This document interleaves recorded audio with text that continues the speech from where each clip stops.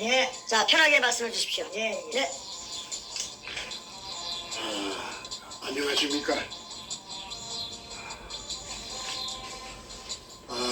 6월 1일부터서 오늘 7월 28일까지의 사이에 약 20여 차례 금도구를 폭로하는 방송을 내보냈습니다. 이 타키트의 대상은 노무현과 문재인, 도굴단의 두목 백준흠이 제의 타깃입니다.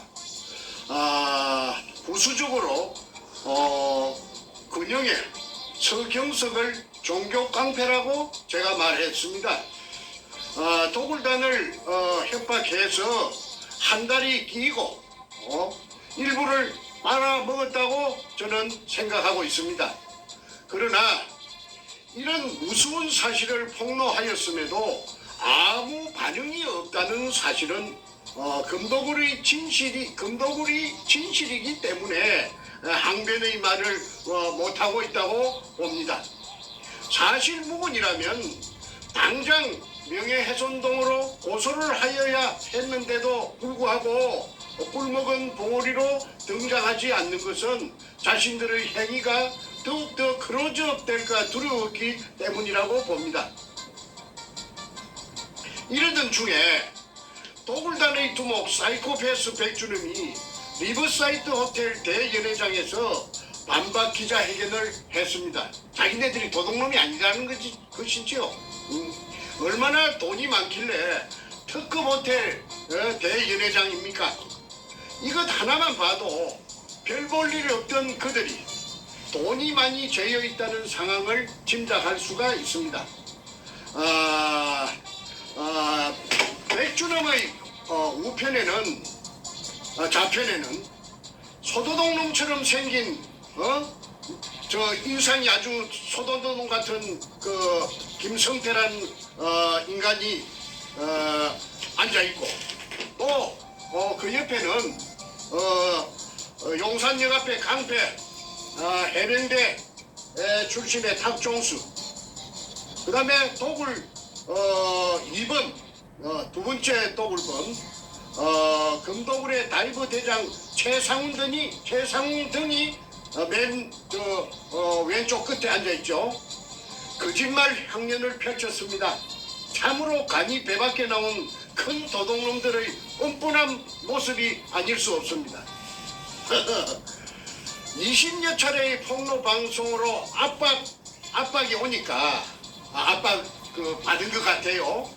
그래서 다급해지니까 발악을 하는 것 같습니다. 그만큼 위기 의식을 느끼고 있다고 해석합니다. 하기야 대통령을 둘이나 등에 업은 전대미문의 범죄단들이니 말할 나이가 없습니다. 이 세상에 어떤 도둑놈이 기자회견을 하여서 자신들의 금도둑질을 순순히 시인할 일은 만무합니다. 오늘은 이들이 얼마나 교활한 거짓말로 문자를 써서 교은영색했는지 짚어보겠습니다. 그러니까 이들의 공통된 핵심은 자기네들이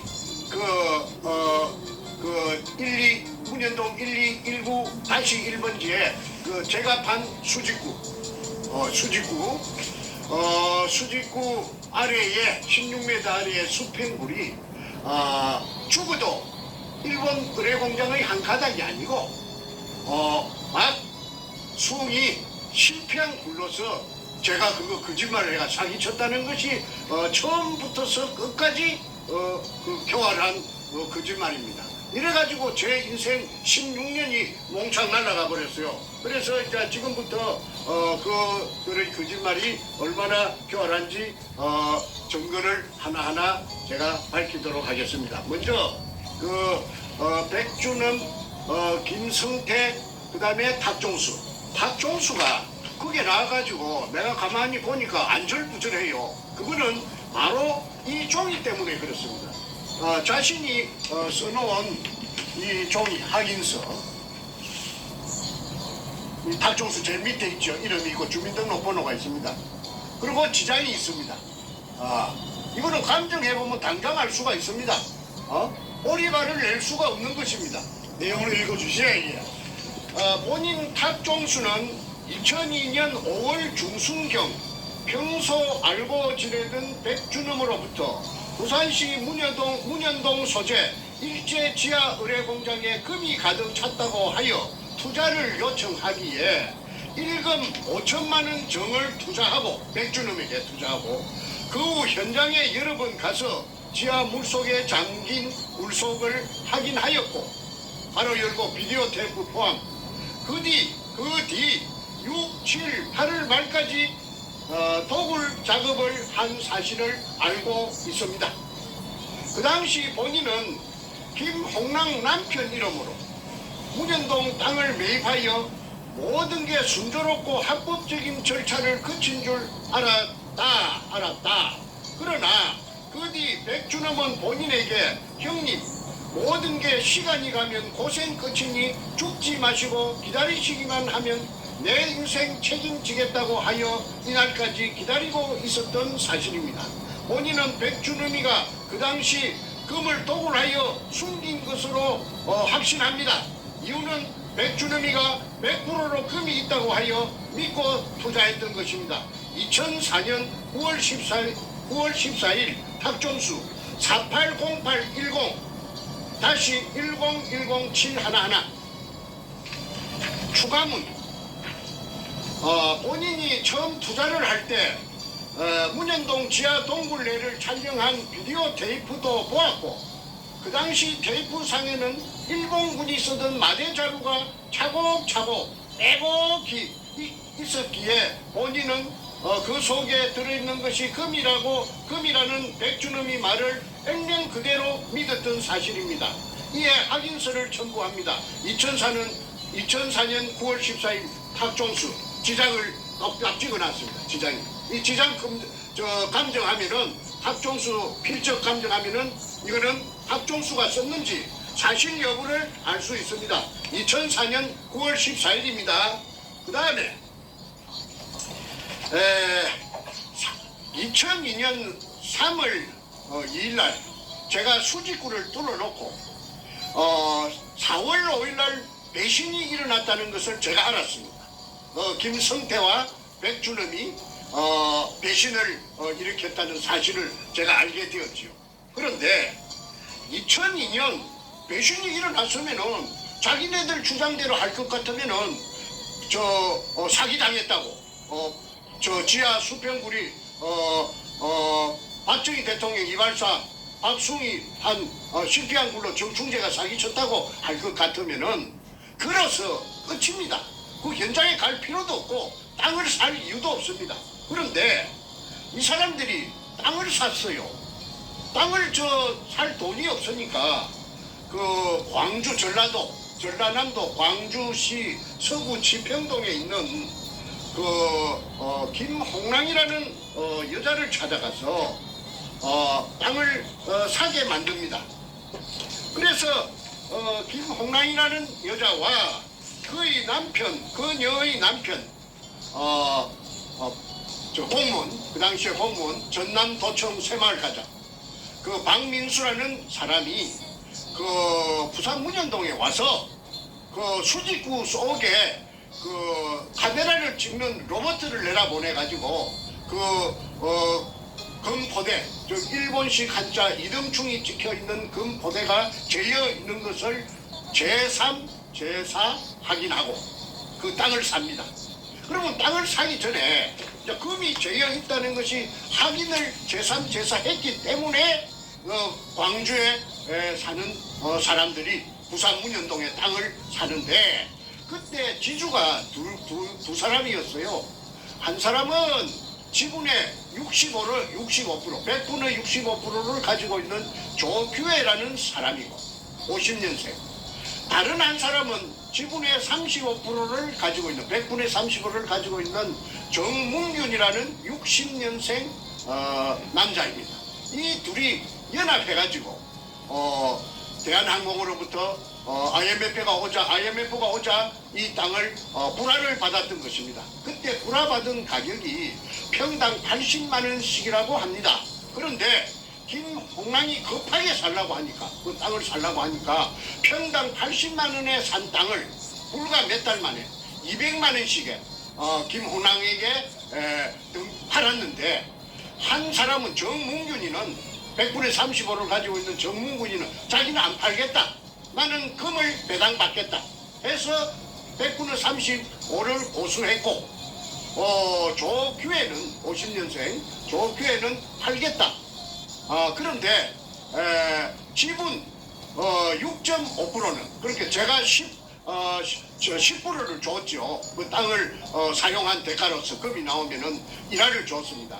그걸 이제 그대로 변하지 않고 정문균이는 3.5%를 그대로 금 지분 3.5%를 보수했고, 그 다음에 조규혜는 자기가 가진 땅 비율대로 가진 6.5%를 중에서 5%는 땅을 사가지고 새로 들어온 여자 김홍랑에게 5%는 양도하고, 나머지 1%는 자기가 조규혜가 계속 지분을 보수하는 것이 요 또굴단의 금갈라 묵은 서류에 나타납니다. 한번 확인해 보겠습니다. 정문균 여기 있습니다. 정문균 이거 쫙 비춰주세요. 정문균 3.5%. 잠깐만요. 문균 그 지장 초점이 찍어놨어요. 안 맞. 잠깐만요. 초점이 안 맞는데. 그 3.5%가 잘 안 보일 거예요. 지장을 찍어놨어. 네, 저 정문균 보입니다. 예. 좀 흐리지만 보이고, 예. 정문균 그다음에 60년생, 60년 7월생, 조규혜. 3.5% 있고, 조규혜 조규혜 50년 5월생 1.5%. 1.5%, 6.5에서 5를 갖다 김홍랑에 줬어요. 예, 조규. 김홍랑이 5%입니다. 나왔습니까? 네, 나왔습니다. 김홍랑 5% 맞죠? 예. 그래서 이제 1219-1번지에 100분의 65의 지분을 중에서 6.5%의 금도굴 지분 중에서 5%를 김홍랑이 받고 들어왔습니다. 그러니까 조규혜는 1.5%를 남겨놨습니다. 그래서 그때 땅을 그 100분의 65를 살 적에 백준원과 김홍랑 간에 공정 계약을 했습니다. 그 계약서를 제가 지금 공개하겠습니다. 제가 일단은 한번 읽어보고 이샤트 드리도록 하겠습니다. 계약서 각 성명 김홍랑 주민등록번호 5301222-2929410 주소 광주광역시 서구 지평동 1171-4 금호 쌍용 아파트 208동 1504호 을 백준원 주민등록번호 5801-1046-711 주소 서울특별시 중구 해연동 1가 147-23 여기가 저 남산 아파트입니다. 해연동 우리가 케이블카 타는 게 오래된 아파트 제가 있다고 말씀드렸죠. 지금은 이제 물론 좋은데 가서 이사 가서 삐까번쩍 살겠지만은 그때는 요 행편없는데 요 살았던 주소가 있습니다. 남산 아파트 615호 상기 2는 부동산 가로 열고 부산광역시 남구 문현사동 1219-1 및 5필지 등 토지 553평 1827제곱미터에 대한 토지 소유자와 한시 사용권자의 쌍방 협약에 대한 계약임 제1조 토지 양도의 권리 토지의 소유자는 김홍랑 이하 갑이라 함이며 이는 백준원 이하 을이라 함의 희망적인 정보에 의해 갑이 판단한 바 그 실질적인 토지의 미래성 및 기타 사항에 있어 가능성을 실사하여 타진하고 매입했으며 이제 금이 있는 걸 알았다 이 말입니다. 의뢰공장이라는 걸 확인했다는 것이죠. 이에 갑은 한시적인 토지의 사용 권리를 오직 을에게만 제공한다. 금독을 하도록 을에게 백주놈이에게 금독을 하도록 자기가 산 땅을 제공한다. 제2조 의무 을은 갑의 토지 소유 토지를 매장물 발굴 및 발견 및 발굴 목적 외에 매장물 발견 및 발굴 목적 외에 그러니까 매장물이 목적입니다. 타인에게 임대하거나 기타 행위를 할 수가 없다. 제3조 계약 준수사항 갑이 토지를 계약 후 3개월 2002년 4월 29일부터 7월 28일 이내에 그러니까 산 날짜가 4월 29일 날 계약금을 주고 샀는데 7월 28일까지 3달 안에 갑의 투자금 토지 구입비 가로 열고를 2배로 산정하여 2배 법절로 3달 만에 땅값을 2배로 뻥튀기 해갖고 산정하여 을이 갑에게 지급하면 백주놈이 김홍남에게 지급하면 김홍남은 지급 당일 무조건 백주놈에게 을에게 갑의 토지를 양도하여야 하고 이제 법절로 상값을 법절로 받고 3달 만에 법절을 주면은 무조건 양도하여야 하고 백주놈 앞으로 만약 을이 약정 기일에 약속을 이행하지 못했을 시 돈을 법절로 주지 못했을 때는 김홍남은 토지의 소유권을 을에게 양도할 의무를 갖지 않는다. 돈을 안 줬으니까 당연하지요. 단 갑이 기존 토지주인 조규혜와 아까 50년생 남자 땅주인 조규혜와 계약한 계약서 내의 토지 금액과 각종 세금 및 기타를 포함하여 을이 갑에게 지급한다. 부대 비용을 소모된 비용을 백주놈이 모두 김홍남에게 보전을 해준다. 제4조 토지의 형질 변경 을은 백주놈은 갑이 김홍남이 소유한 토지에 매장물 발굴 작업을 위한 폭로 및 발굴을 위한 필요한 기자재 등의 필요성에 의해 김홍남에게 토지 사용 승낙을 받았으며 추후 출입구를 넓히거나 하는 등 기타 작업을 위해 일시적으로 토지를 형질 변경할 때 갑의 동의를 받지 않고 진행할 수 없으며 그러니까 땅 주인이 저 김홍남인가 김홍남의 동의를 받지 않고 할 수 없으며 발굴 공사가 완료되면 발굴 공사라는 것은 도굴 공사 금도굴 완료되면 을이 원상복구를 시켜야 한다. 백주놈이 원상복구를 시켜야 한다. 위에 투자되는 복구비는 백주놈의 부담으로 한다. 을을 부담으로 한다. 단 상기 조항은 갑에게 을이 토지 대금을 지불 그러니까 김홍남에게 백주놈이 뻥튀기한 2배로 뻥튀기한 토지 대금을 지불 2002년 7월 28일 이내 하기 전까지의 약속이랍니다. 이 뭐 복잡합니다. 제5조 의무조항 을은 갑에게 백주놈은 김홍남에게 기존 토지주들이 토지를 을의 작업에 방해가 되지 않는 범위 내에서 임대 사용함에 있어 월 265만 원의 토지 사용료를 수령 전달해줄 의무를 가진다. 단 매장물 발굴이 매장물이라는 것은 땅 밑에 있는 거 아닙니까? 발굴이 본격화돼요. 35%의 토지주 및 임대자들이 그 이제 정문준이를 말하는 것 같아요. 60년생 35% 지분이 있으니까 토지주 및 임대자들이 철수할 시에는 그 책임을 지지 않는다. 제6조 특약조항 김홍남은 계약 기간 동안 백주놈 을의 사전 동의 없이 토지를 제3자에게 매각이나 설정 및 기타 등 을의 발굴 사업에 도굴 사업, 발굴 사업이 이제 도굴 사업입니다. 발굴 사업이라는 것은 그 가로 열고 도굴 사업이나 마찬가지죠. 지장을 줄 수 있는 행위를 절대 할 수 없다. 그러니까 도굴 하는데 그 땅 주인이라고 방해하면은 안 된다. 단 상기 조항은 김홍남에게 백주놈이 토지 대금을 지불하기 전까지의 약속입니다. 또 못을 쳐놨습니다. 제7조 계약 본 계약은 갑과 을이 서면 합의 후 공정에 의해 해약할 수 있으며 한쪽의 일방적인 해약은 불가하다. 제8조 발굴회사의 주식 지급. 갑은 발굴회사는 이거 도굴회사입니다. 포세이돈 살베지라고 5월 13일 날 2002년 5월 13일 날 남포동 피닉스 호텔에서 장당 발긴 대겸 1회 주주총회를 했다는 것을 엊그제 말씀드렸죠. 그걸 말하는 것 같습니다.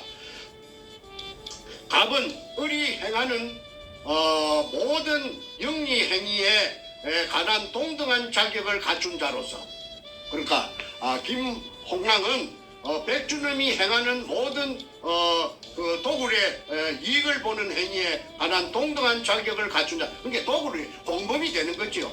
을의 총괄 이익에 백준음의 총괄 이익의 5%를 보장받는 조건으로, 아까 도굴단 그 지장 찍어 먹던 그 배분 김홍랑 이름으로 5%대가 있는 거 확인하셨습니다. 5%를 보장받는 100%를 보장받는 조건으로 을의 회사, 백준음의 회사, 주 포세이돈 살베이지 바로 열고 인양 및 발굴회사, 발굴회사가 도굴회사입니다. 도굴을 목적으로 한 회사입니다. 주식 5%를 지급받고 등기 이사로 정식 등재한다. 그러니까 도굴단에 정식으로 가입한다.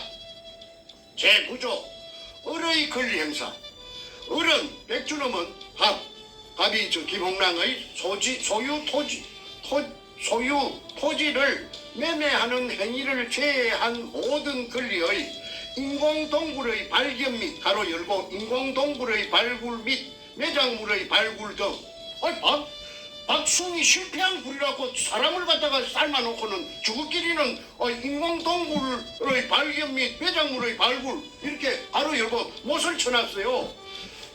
총 계약기간 가로 열고 1차 종료는 2003년 12월 31일까지로 한다. 그렇게 금이 얼마나 많아야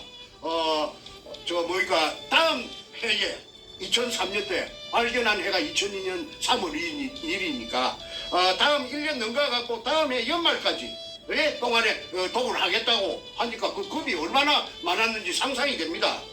정부 및 제3자 등에게 정부가 나오네요. 상기 권리를 행사할 수 있다. 정부가 나옵니다. 상기 조항은 갑이 을에게 토지 대금을 지불 바로 열고 2002년 7월 28일 다불로 꽃배기로 주기 전까지의 약속임. 제10조 발굴회사 지분 대금. 을은 갑과 계약 후, 백준음은 김홍랑과 계약 후 열흘 이내에 주 포세이돈 살베이지, 포세이돈 살베이지는 아까 말씀드렸습니다. 남포동 피닉스 호텔에서 5월 13일 날 도굴 회사를 임시 주주총회를 하고 주주총회를 했다고 내가 아까 이야기. 그게 이제 도굴 범죄단입니다. 범죄단을 결성했다는 겁니다. 창업하여 회사 지분 5%를 갑에게 지불하여야 한다. 다시 한번 100분의 5를 금도굴의 100분의 5의 지분을 김홍랑에게 준다. 못을 쳐놨네요. 제11조 갑은 을이 발굴함에 있어 김홍랑은 백준음이 발굴함에 있어, 발굴이란 말은 도굴입니다. 추가 투자를 원하지 않는 것으로 한다. 제12조 을의 채무는, 백준음의 채무는 갑에게 어떠한 영향을 미치지 않는다. 제13조 을이 백준음입니다. 백준음이 주 포세이돈 살베이지 법인 등록 시 상기 계약 내용을 성계한다. 제14조 분쟁 조정. 갑과 을이 계약서에 명시되어 있지 않은 일에 의한 분쟁에 있어 이 계약서에 없는 조항에 분쟁이 일어나면 조정에 대한 협상은 양측의 대표가 사회의 상식적인 수순을 밟아 해결하되 그래도 타결되지 않을 시에는 이 사건에 대한 분쟁의 해결은 서울지방법원으로 이의를 제기하기로 한다. 재판까지도 이제 염두에 뒀습니다. 제15조 마지막입니다. 갑과 을은 이 계약을 확인하기 위해 두 통의 계약서를 작성하여 서명 날인하고 공정을 한다. 2002년 4월 29일 갑 김홍랑 을 백준음 요 붙여주세요. 밑에 제일 밑에 도장 나오게. 2002년 4월 29일 김홍랑 백준원 도장 찍혀 있습니다. 그 다음에 여기 이제 제일 표지입니다. 제일 표지입니다. 그게 공정 서류의 그 변호사 사무실에 가서 공정한 서류의 표지입니다. 그 다음에 이것이 이제 맨 마지막 자입니다. 그럼 부산광역시 연제구 거제 1동 세종빌딩 3, 4층 법무법인 신성 공정담당 변호사 강동규. 자, 김홍남과 백준음이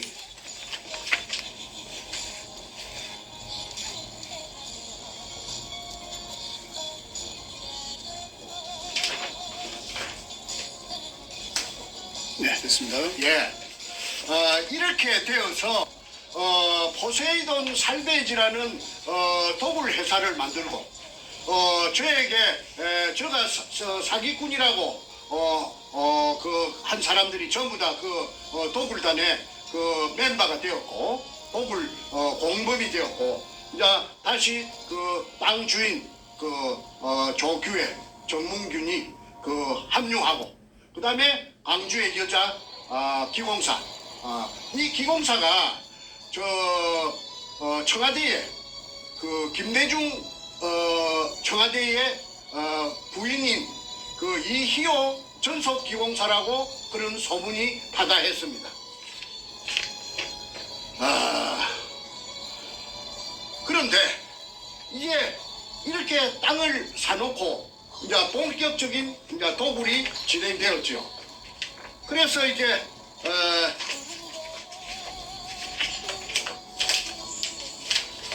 도굴 한 기구 요 좀 찍어주세요. 요 수직 상하 운반용 성강기입니다. 이걸 이제 그 우인치 시설을 해가지고 컨테이너 위에다가 천장에다가 이제 쇠막대를 용접을 해가지고 그게 우인치 시설을 해가지고 전기를 이어가지고 그 방금 그 기구를 가지고 그 금포대를 이동충이라는 그 금포대를 밤 새벽 3시까지 끄잡아 올린답니다.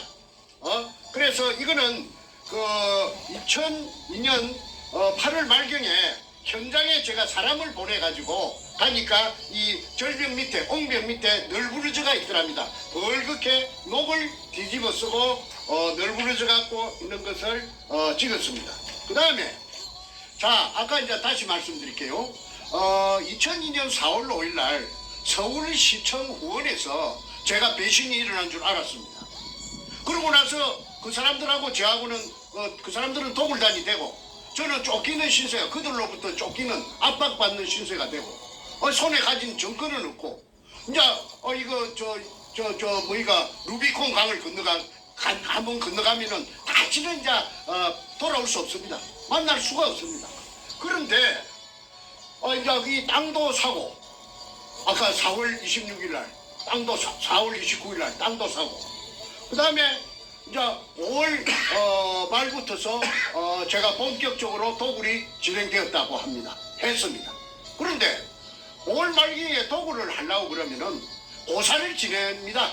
그 뭐 자동차 한 대를 사도 그 미신을 믿는 사람들은 새 자동차 앞에 놓고 도로에 가서 재물을 차려놓고 절을 하는 것을 우리가 길을 가다가 몇 번 심심찮게 보고 하는데 이 사람들도 예가 아니라서 그 현장에 돼지 대가리를 제상 위에 차려놓고 수박을 따게 해놓고 경건한 마음에 꿇어 앉았는데 저 김성태 그 소도동 놈도 꿇어 앉아갖고 아주 무릎을 꿇어 앉아서 양손을 무릎에 얹고 그 옆에 검은 양복을 입고 대가리를 푹 받고 있는 놈이 사이코패스 백준음이고 그 다음에 그들보다 한 줄 뒤에 혼자 앉아있는 여자가 서울 경찰청 차장 김기영이 캄보이하고 내려왔던 청와대 여성 담당 비서관 신필균입니다. 그리고 그 흰옷을 입고 서가 있는 그 여자가 이제 무당이고 무당이 이날 한 10명 왔답니다. 그 사진을 공개하겠습니다. 이 책에 이거 황금 백합 작전 책에 다 올라 있어요. 아이고 어디 아이고. 척추 보존 치료는 자생 한방병원.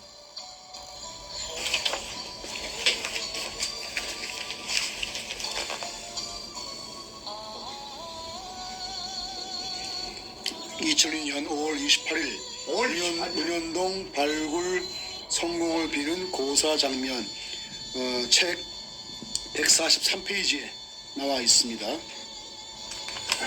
황금 백합 작전. 자, 그 다음에 어,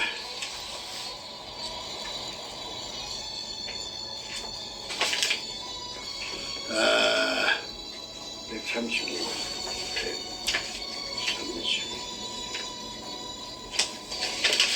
이 구멍을 제가 뚫은 구멍입니다. 이게 직경 60cm로 지하 안반층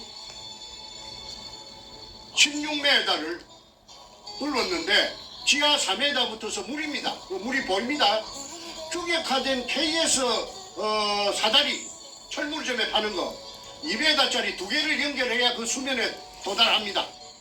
그래서 4m 밑에 붙어서 물입니다. 12m를 내려가야 수평물의 천정이 나옵니다.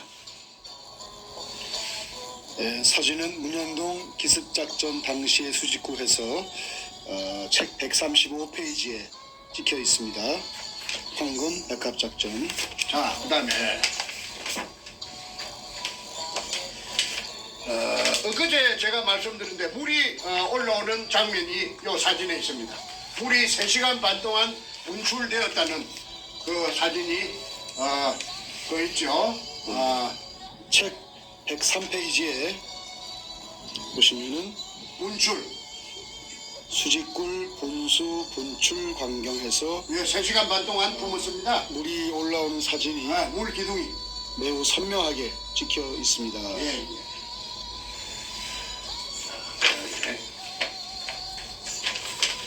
이게 조선 총독부 45년 7월 3일 날 45년 7월 3일 날 그 땅이 조선 총독부로 등기 이전돼가 있는 토지대장, 외정대 토지대장입니다. 그 제일 왼쪽 하단에 조선 총독부 기차 주세요. 책 27페이지에 있습니다. 조선 총독부 토지대장입니다. 그 위에 아무 별 볼 일 없는 황무지나 다름없는 쓸데없는 땅에 왜 조선 총독부가 다음 달 8월 15일 날 그 폐망할 것인데 7월 그 급박한 시기에 7월 3일 날 부산항의 남쪽 자락 그 별 볼 일 없는 땅에 조선 총독부라고 등기 이전 해놨는가? 제가 거기에서 인생 16년을 그 담보 제피 갖고 날라가 버린 겁니다. 그 다음에 요거 좀 비춰주세요. 그 천명의 유골이 있다는 거는 경향신문에 그 기사가 났습니다. 그 기자가 제 말만 듣고 기사 써주겠습니까? 네 말이 옳다, 내 기사 쓸게 하는 그런 경우는 없습니다. 다 조사해보고 이거 사실이라고 믿으니까 그 경향신문 김장신문에 그 대문짝만하게 아주 활자가 크게 그 축소해서 그 지금 했지 1천여 구의 그 유골이 있다는 사실을 그 경향신문에도 기사가 났는데 일회용으로 끝났어요. 무조건 일회용입니다. 책 28페이지에 나옵니다. 28페이지에 이 경향신문 기사가 명시가 되어 있습니다. 그 다음에 요 토지 등기부 등본 한번 봐주십시오. 이 빨간 줄 끈 거 한번 비춰주세요. 정문균이 조규혜 그 다음에 김홍랑 그 등기부 등본에 나와 있습니다.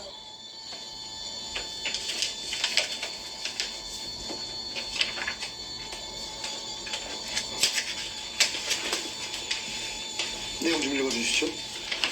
2002년 4월 29일 날 매대가 되어서 소유권 이전 지분이 100분의 65 소유자는 조규혜 50년생입니다. 500517 부산 금정구 부곡동 경남 한신아파트 105동 2103호 이 조규혜가 80만 원의 한진으로부터서 파알로부터서 불화받은 땅을 200만 원에 김홍랑 아까 김홍랑 100분의 5 지분 가진 김홍랑이 있었지요. 이거 좀 비춰주세요. 김홍랑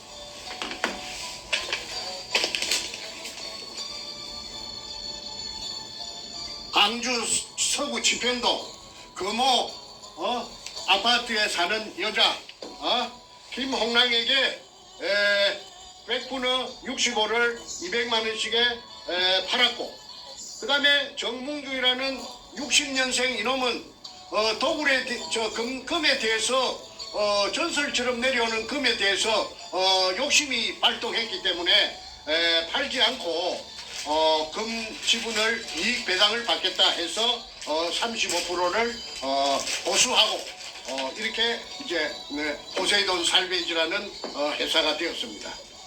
그리고 여기서 참 재밌는 게 하나 있습니다. 제 동생이 제가 5형제 중에 장남인데 제 둘째 동생이 정간재라고 53년생이 있어요. 벤티. 그런데 그 정간재가 아무 상관도 없습니다. 그 문현동 땅하고 아무 상관도 없고 금도굴하고 아무 상관도 없는 정간재를 끌어들여 가지고 정간재를 꼬시기 위해서 지불각서를 써줍니다. 아마 경찰이 없었으니까 앞으로 주겠다는 약속으로서 김성태가 자필로서 써준 지불각서가 저에게 있습니다. 그러니까 이게 정간재에게, 맨 밑에 정간재에게 일금 1,000만 원을 일금 1,000만 원. 그런데 김성태도 금융불량자고 정간재도 금융불량자인데 금융불량자 둘이끼리 신용불량자 둘이끼리 1,000만 원을 주겠다고 지불각서를 써줍니다. 제가 읽어드리겠습니다. 지불각서 일금 1천만 원. 위 금액을 주 포세이돈 살베지의 본인 지분이 매각되면 지불할 것을 각서함. 단 회사의 이게 뭐라 썼나요? 발전과 본인의 업무와 체면에 협조하는 조건임. 2002년 5월 24일 김성태조에게, 그리고 이제 책에는 가명으로 해야 되기 때문에 김성준으로 되어 있습니다만은 책 138페이지에 나와 있습니다. 자필입니다. 김성태. 자, 그래서 이것이 2002년 5월 24일 날 아무 상관없는 정간재에게 김성태가 무슨 본인 지분이 매각되면 포세이돈 살베이지는 그 도굴 회사인데 도굴 회사에 그냥 자기가 돈이 없으니까 지분이 매각되면 지불할 것을 각서한다. 단 회사의 발전과 본인 전무랍니다. 전무. 포세이돈 살베이지의 전무의 업무와 체면에 그게 도굴한다고 떠들고 다니지 말라. 이 다물는 조건으로서 1,000만 원 니한테 줄게. 언제까지 주느냐? 매각되면, 지분이 매각되면 내일이라도 준다. 5월 24일 5일 날 배신이 일어났는데 5월 24일 날 내 친동생 내 밑에 오장 밑에 정간재에게 1,000만 원을 준다는 지불각서를 써놓은 것이 무엇을 의미하는지. 금이 없는데 이따운 짓을 하겠습니까? 그 교활한 놈이. 그리고 이제 제가 그 무렵에 대한항공으로 달려갔어요. 왜? 대한항공에서 불화를 받았기 때문에. 그 조규의 정문균이가. 그래서 내가 대한항공에 달려가서 내 기억하건대 31명의 그 이사가 있었다는데 IMF가 오면서 전부 다 날아가고 하나 남았는데 그게 노송석이라는 사람입니다. 소나무 송자, 이룰 성자. 이분이 그 상무를 했는데 관제 및 시설 담당입니다. 그러니까 기술직이지요. 기술직인데 저하고 이야기를 해보니까 다 알아듣더라고요. 내가 그 땅 문현동이란 말은 내가 안 했는데.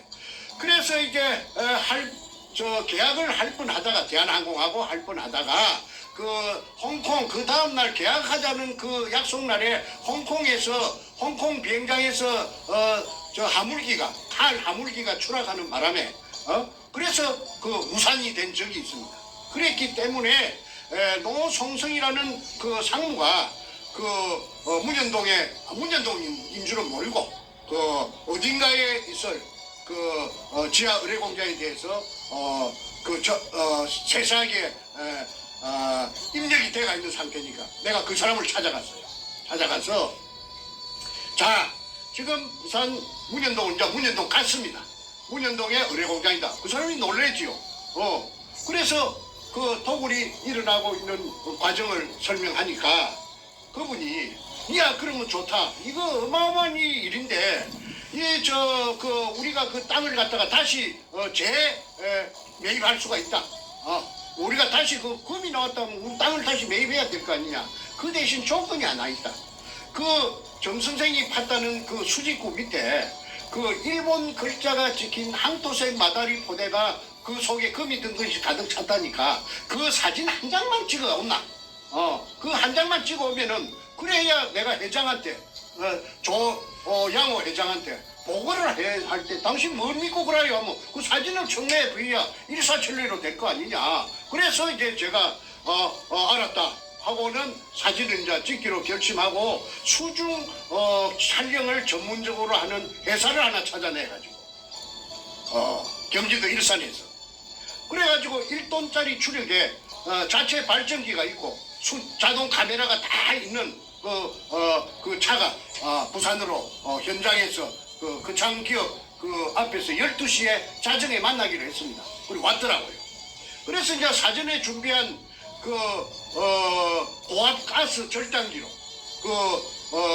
형식적으로 걸어놓은 그 대문에 그때부터 그놈들이 대문에 걸어놨습니다. 잠가놨습니다. 그걸 그냥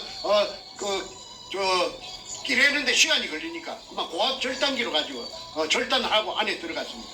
그때 한 30명의 청장년을 전부 태권도 유단자들인데 고수들인데 제가 동원해가지고 누구든지 방해 세력이 경찰은 말고 나타나면은 전부 대가리를 쪼개버리라. 내가 책임지겠다. 보글단이 나타날 거니까 일전을 불사하고 전쟁을 불사하고 그게 들어갔습니다. 그래서 그 컨테이너 덮어 씌워놓은 컨테이너도 그냥 문이 잠겨가 있으니까 소불할 만한 그 자물통을 채워놨더라고.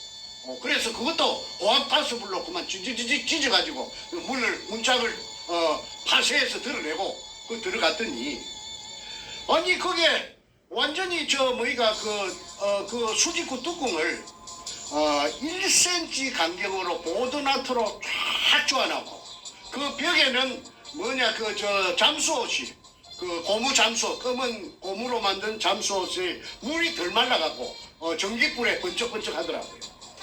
그걸 도굴단의 일원으로 그게 따라갔던 제 동생 정간재가 100분의 1로 받고 따라갔는데 그 같이 갔던 산청에 정재호라는 정간재 친구가 있습니다.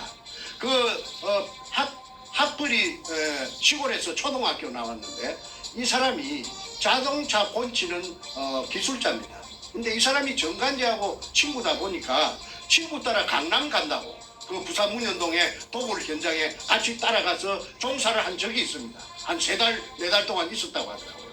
그래서 이 정재호가 이 도굴단에 폐행당하고 올라와가지고 그래가지고 얘가 희망이 뭐냐 하면은 자기가 어릴 때 꿈이 만화가가 되는 게 꿈이었대요. 그래서 만화를 많이 읽었는데 그림에 재주가 있는가 없는가는 몰라도 걔가 도굴단에 갔다 왔기 때문에 현장에 서너 달 있었기 때문에 그 현장의 상황을 그림으로 그려놓은 것을 제가 보여드리겠습니다. 이 좀 비춰주십시오. 요 네모하는 컨테이너 덮어 씌운 컨테이너 아닙니다.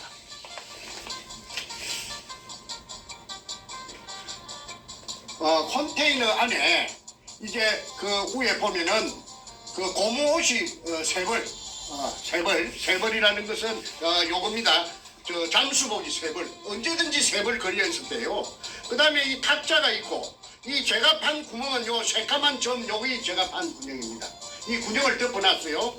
그 다음에 이 뭐 배터리도 있고 공구통도 있고 식탁 및 의자도 있고 우인치 시술도 있고 엘리베이터 발판 우인치용 스테인리스 호이스트 전기 작업선 에어호스 직경 1.5cm 기계 발전기 기계 양수기 그 다음에 컴프레셔 그 다음에 양수용 셋파이프 길이가 1.5m 그 다음에 직경이 15cm 그 다음에 사람은 다이버는 그 좁은 직경 60cm한테 구멍에 내려갈 때는 이렇게 내려갔답니다. 발판만 있고 쇠몽디가 있는 요걸 타고 이렇게 다이버는 오르내리고 그 다음에 아까 그 금을 갖다가 인양할 때 그 사진 보셨죠?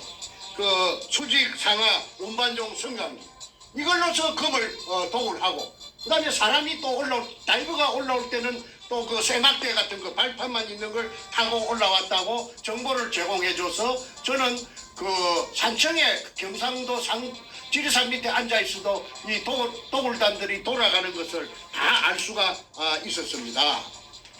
자, 그런데 이 어느 날 이제 아까 그 대한항공 이제 부산지사 대한항공 지사의 책임자하고 그 밑에 또 부주임하고 그 한 서너 명이 그 아까 그 발전기 내려갔을 적에 그 왔습니다. 그래서 이제 발전기가 카메라를 이제 돌려가지고 이제 물 속에 그 고압 그 전기 절단기를 갖고 뚜껑을 그 보드나트 풀 시간이 없으니까 옆구리를 쭉 찢으니까 그냥 촌농 녹듯이 해서 따까리를 떼내고 이제 잠수를 해서 이제 물 속에 들어갑니다. 물이 얼마나 맑은지 먼지 하나 없었습니다. 그래서 그때 들어가다가 12.58m에서 그러니까 16m 내려가야 되는데 12.58m에서 장애물이 나타났어요. 그 장애물이 나타난 시간이 이 날짜가 2002년 4월 27일이고 장애물이 나타난 시간이 새벽 1시 32분 59초입니다. 요 찍기가 있습니다. 요 시간하고 요 숫자가 찍기가 있죠. 네, 그 책 136페이지에 나와 있습니다. 보면은 수직구속 수심 12.58m에서 정지된 촬영 화면 해가지고 숫자가 있는데 이게 숫자는 이게 020427 나와. 이게 날짜입니까? 내가 불러줄게. 불러주세요. 그게 이제 뭐냐면 아까 네네. 2002년 4월 27일 위에 거는 날짜고 그 밑에 01은 새벽 1시 32분 59초에 12.58m에서 카메라가 삥 장애물 나타나니까 삥 돌아갖고 삐쳐갖고 낸 것이 아까 여기서 말한 직경 15cm 양수용 물로 퍼내는 양수용 쇠파이프 서로 그 돌려가 연결해가지고 쇠파이프 길이가 1.5m짜리 길이가 요게 3개가 요게 나타나가지고 그날 촬영이 실패를 했습니다. 그러니까 이등충이라는 그 포대를 찍는 그 카메라도 못 내려오고 그 다음에 밤중에 절단하고 사람도 다이버도 못 내려오게 미리 이 쇠파이프 1.5m 길이의 쇠파이프 양수용 쇠파이프 직경 15cm짜리 3개를 쇠줄로 연결해가지고 이렇게 이 배터리 장애물 설치를 해놨습니다. 자, 그 보여주실 때 이 초점을 얼굴에 맞췄기 때문에 카메라가 너무 앞으로 오면 안 보인답니다. 그러니까 그 보여주신 자료를 얼굴 옆에다 보여주시면 좋아요. 이쪽 얼굴 옆으로. 딱 봐가지고 여러분 이제 초점이 맞습니다. 네, 좋습니다. 이걸 물속에 이 깊은 물속에 금도 없는데 돌만 있는데 한주 소금 포대에 쓰레기만 있는데 실패한 굴인데 박숭이 실패한 굴인데 왜 그 보드나트로 가지고 철판을 해가지고 덤프시한 집어넣고 바느질 하듯이 촘촘하게 집어넣고 그 다음에 그 잠수복 3벌이 벽에 걸려가 있는데 물이 번쩍번쩍하며 전기에 반사돼 가지고 그런 공구가 어지럽게 놓여 있었으며 그 다음에 이 장애물이 물속에 쇠통 3개가 카메라도 못 들어오고 사람도 잠수부도 못 내려오게 설치가 돼가 있는가. 그래서 이 장애물을 어떻게 끄잡아냈던가 내가 알아보니까 힘이 센 역발상 기계쇠라고 했습니다. 그 백준엄이 옆에 앉아있던 머리 뽀글뽀글한 그 소도동로 그 김선대 그놈이 보디빌딩을 해서 그 덩치도 크고 힘도 셉니다. 그놈이 진암철판을 가지고 진암철판이 큰 진암철판에다가 줄을 연결해가지고 그걸 집어이어가지고 이걸 이 쇠가 쇠로 만든 거니까 이게 그 진암철판에 척그덕 붙으면은 막 두 놈 세 놈이 엉겨 붙어가지고 이걸 끄잡아 올리는 것을 그 정재호도 보고 정간제도 봤다고 정언을 해서 이 용도가 자기네들이 저녁에 자러 가면은 독을 마시고 자러 가면은 이게 아무도 못 들어오게 말하자면 자물쇠 역할, 자물통 역할을 하기 위해서 불안하니까 이렇게 해놨는데 그건 있었기 때문에 이런 신경을 써가지고 이중 삼중으로 그러니까 아까 처음에 정문에 쇠문에 고압 전선을 가스 고압기로 절단했고 그 다음에 컨테이너 출입문 절단했고 그 다음에 세 번째 아까 수직구 위에 철판으로 집어넣은 거 오도나도 집어넣은 거 세 번째 그 다음에 네 번째 그러면 4중입니다. 1중, 2중, 3중, 4중 안전장치를 해놨습니다. 그래서 그날 그 이등충 포대만 그만 사진으로 찍었다 하면은 그만 게임이 세트됐을 건데 이 교활한 놈들이 그렇게 철저하게 해놨으니까 그걸 못 찍어서 그 대한항공하고의 그 관계가 끝이 날 수밖에 없었습니다. 항상 이런 식으로 그 해결될 듯 문 앞에 가서 그냥 다시 돌아서고 그런데 제 혼자 힘은 없습니다. 개인의 힘은 미약합니다. 그러니까 제가 그놈들은 그 김홍란이라는 그 여자가 땅도 사주고 그 위에 또 투자한 사람들이 많지요. 그 투자한 사람들이 많으니까 돈의 힘으로 가지고 또 세력 그 여럿이 힘으로 독을 단 있으니까 그러니까 내가 아무리 날고 기는 재주를 가지고 있다고 해도 제가 인부족 세부족으로 당할 수밖에 없었습니다. 그러던 차에 재밌는 게 하나 제 손에 들어왔어요. 이 백준엄이라는 이 사이코패스가 여의도 고등학교 출신이고 대학은 문턱도 못 밟아놓은 놈이라고 했습니다. 그런데 이 자가 어떤 장가를 사방팔방에 헤매다 보니까 아주 오래된 그 잡지를 한 건 구입했어요. 그 잡지가 학언이라는 잡지인데 학언. 그 연세가 한 60 이상 되는 분들은 그 학언이라는 잡지를 갖다가 기억하실 것입니다. 그 학언에 그 고등학교 3학년 때 이 백준엄이라는 이 사이코패스가 그 63빌딩 63빌딩 63층이란 말인데 그 꼭대기에 올라가면은 밑에는 그 바람을 느끼지 못해도 그 꼭대기에 올라가면은 해오리 바람이 불 때도 있고 돌개 바람이 불 때도 있고 그 바람이 세차답니다. 저는 그거 못 올라가 봤어요. 그런데 이놈이 그 기구를 차고 새 날개 같은 거 이런 걸 지가 만들어 가지고 그 올라가서 뛰어내렸어요.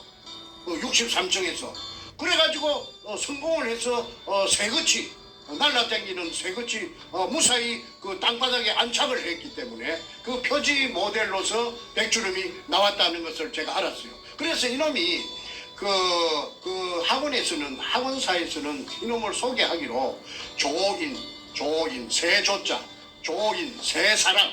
그래서 이놈이 아주 가벼워요. 내가 들어가지고 셰립 저 다리를 걸어가지고 그 방 안으로 집어 던지니까 탁 날아갈 정도로 아주 가벼워요.